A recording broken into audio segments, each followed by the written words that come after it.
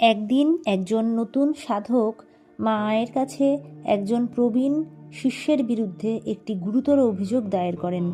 তিনি বলেন, প্রবীণ শিষ্য আমাকে বলেছিলেন যে দীর্ঘ সময় ধরে গুরুদেবের খুব কাছে থাকা উচিত নয়।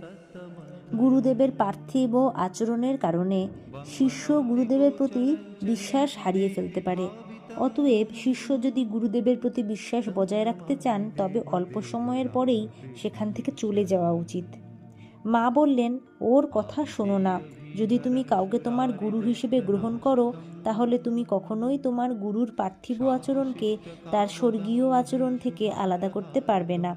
তার ভেতরের জীবনে এবং বাইরের জীবনে সব কিছুই সবসময় একই রকম।